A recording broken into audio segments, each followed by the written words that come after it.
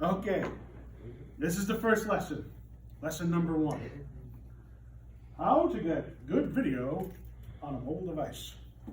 Step 1. You're holding it wrong. When you want to take video on a mobile device, you have to consider how are other people going to look at that video. And pretty much every single time, you'll end up seeing it in landscape form. Turn it to landscape. Additionally, how much did this thing in your hands cost you? This was $1,000. I paid it all up at once because that was my Christmas present to myself last year. So good. It's like my 3rd child. I love it. I don't love it as much as my other 2, but I play with it a lot more. Landscape mode, 2 hands. That is the first thing to getting video on your phone. And this is just like, people are going to see it in landscape. Even when you're looking at video on YouTube, on BuzzFeed, on Reddit, or whatever, and you're holding your phone in the standard portrait style, you're seeing it in landscape. That's how it comes. So, landscape plus 2 hands. Next. Now, what if someone's moving around? Moving around like that. And they're moving like this, that way too. Right? If you turn with your arms, you have a problem with the human system. We are metal-boned creatures, calcium is a metal, that are basically sacks of carbon full of water. We are dynamic beings. We are bouncing. We are moving all the time. Especially you, you're exercise science students. All my exercise science students, you're wiggles. None of you can sit still. I sit up here and watch the rest of the class. I can sit here just like this. I see all of you. I can't stop moving. You're all like my 5-year-old. He's too cute. Anyway, so we want to try and get rid of the wiggliness inherent in human beings. So whenever you're using a camera, whether it be your phone, whether it be a video camera you're holding, whether it be a standard like picture camera, maybe you go to a wedding and people have the disposable cameras on the tables. Holding it properly, right? Landscape mode. Bring your elbows in. Turn with your core. I'm not moving the phone because when I do that, you probably can see it. Or you could go out of that, go back there. If I move it like this, it wiggles, it jiggles. My hands are moving, my arms are moving. There's a dynamic system. It's all rubber bands and water, bouncy. You pull your elbows in, you turn your core, it becomes much smoother. That's because you're engaging more muscles. You're engaging your core muscles, which are large, long strand muscles. It makes it much more smooth. So, elbows in, turn the core.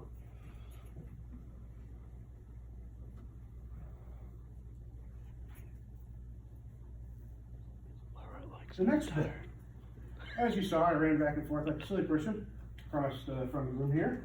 And oftentimes when you're taking video, you're watching someone do a thing, right? Now you don't want to zoom in. Because the zoom on your camera, no matter how good your phone is, no matter how good whatever camera you're using is, zooming in causes loss on definition, and it causes a fisheye lens effect. Because the lenses on all cameras, all of them, are a bubble. It's like a half a bubble. And the software within this device helps mitigate that kind of curvature, but it doesn't really get rid of it. In the next project, we're actually going to visibly see it. We're going to make it happen. We're going to look at what happens when you move somebody from the edge of a frame to the middle to the edge again. You'll notice they go, woo, they grow. It's because there's a certain amount of lensing effect. We want to make sure that doesn't happen. We also want to be able to follow any action that's going on. So, if you can stand still, great. Feet shoulder width apart. Do not lock your knees. A little bit of a horse stance, right? A little bit of a horse stance, right? Right? If you can move, if you have to move in order to follow the action that's going on, you kind of want to walk in the Tai Chi style walk, which is forward, and then the other foot goes base outwards. And so you're not locking your knees, you're walking smoothly and evenly, keeping those elbows in, turning with your core. This will make really nice, very clean footage, moving at an even pace. If I need to zoom in on something, I move to the thing. I don't zoom in with the pinch, right? I want to engage the body for it. So, that keeps coming out of that, doesn't it? Landscape 2 hands, elbows in, turn with your core. Horse stance, and Tai Chi walk. Makes sense for me to think about. Okay, last 2 of these. Ideally, with any camera, you have it on a tripod. Tripod, 3 legs, makes triangles. The triangle is the strongest shape in nature. It's stable. It's the first stable shape. Yes, tables come before them because it's even more stable, but it's more complex. The first most stable shape is the triangle. So if you can, you want a tripod. Oh, you probably don't have. Anybody carry a tripod on them? Not even me. Come on. No. So become the tripod. You're going to go to the walls. You're going to go to the doors. Get in there. Do it real quick. Run. Now, go. You guys got it. Yes, I'm serious. Walls, doors, telephone poles, trees, large boulders, movable objects, the space station, I don't know, whatever you can get your body up against.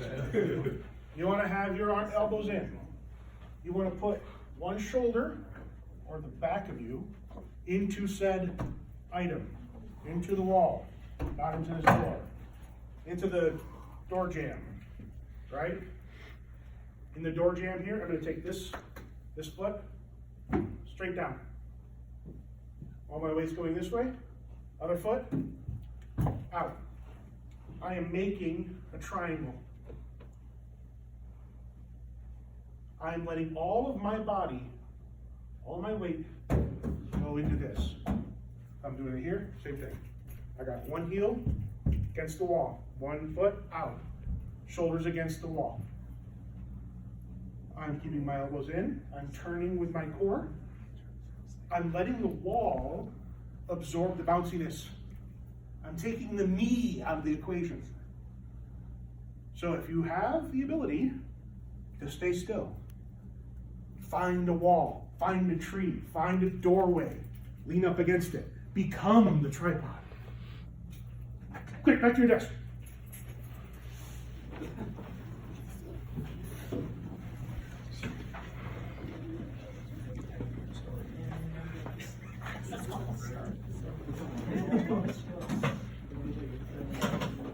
Now, this is what I suggest you do.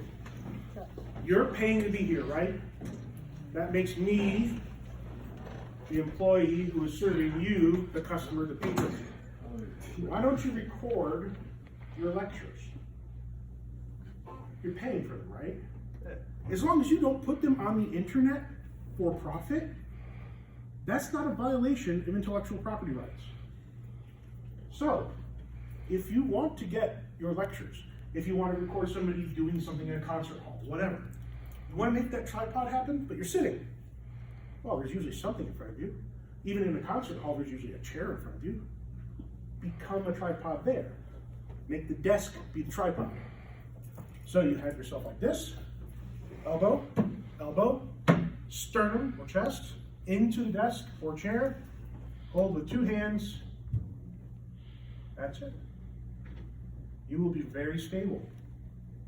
This is great for weddings. This is great for if you have a like a little brother or sister, nephew, niece, whatever, who's doing one of those school plays and it's just terribly cute, but let's face it, you gotta record it, otherwise your aunt's gonna yell at you for not putting it on YouTube or on Facebook. Facebook doesn't like me. Right? Desk it. Become a tripod here. Use this. Use the desk as a tripod. Desk it.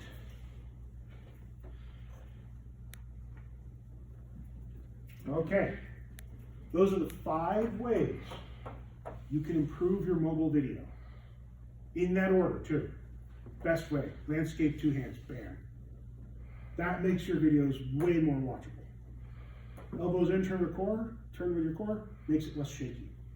Horse stance, Tai Chi walk, means you can follow action and it's still less shaky. Become a tripod, makes it stable. I mean, it's damn well watchable. Desk it, hey, you've got a spot, you can actually just take yourself out of the equation altogether. Where you're just making the camera point in one direction. You want that. There are 2 considerations though. One of them is sound. So you're holding a phone. Fundamentally, this thing is designed to catch your sounds, even when you're recording something. It's still designed to catch the sound coming off of you. Its microphones are designed to point towards the nearest point source and try not to pick up things that are far away. It's how it reduces the interference. Problem is you breathe. You hold your breath. That's not going to work. You're just going to pass out. So, when it comes to these sort of things, you've got to be careful about sound. Outside is even worse. In an inside environment, it's not so bad, maybe a little echoey, but outside, wind blows, birds chirp, cars drive by. So you've really got to be careful about how the sound comes up on stuff. How do you do that? Well, one of the simplest things is you probably have a pair of headphones that have a little microphone in them, right? Plug them in. If you want to record what someone's saying, you give them the microphone half. You could have them as Bluetooth. It could be completely wireless too. Give them the microphone half. So they can speak into that. Otherwise, you kind of want to just get rid of the sound. You want to minimize it as best as possible. And the last thing is light. But not just light in general, but light source. Yes, it's got to be bright enough so you can see. Okay. That's common sense. But how is that light getting to your camera? Right now, this is a great environment. Look, there's a reason why the lights in this room have these crystal-y plastic covers on them. You ever wonder why? It's because it makes the light diffuse. You can look at that, it's not burning you, but you can still see everything because the light's being bounced around in all the directions. So it's not a point light source. It's not something bright coming from one direction. My earlier class is at 4 o'clock in here, videography class. We might actually get to go outside. It's during sunset. That sun is on the horizon. It is blazing, brilliantly bright and burning your eyeballs out. Also completely destroys any footage you take. It just sucks. Point light sources are a problem. Backlighting things, having light behind the thing you want to film while you're in the dark, makes it into silhouettes. If that's what you want it to be, that's cool. If that's not what you want it to be, then it sucks. Completely destroys your footage. So what do you do about it?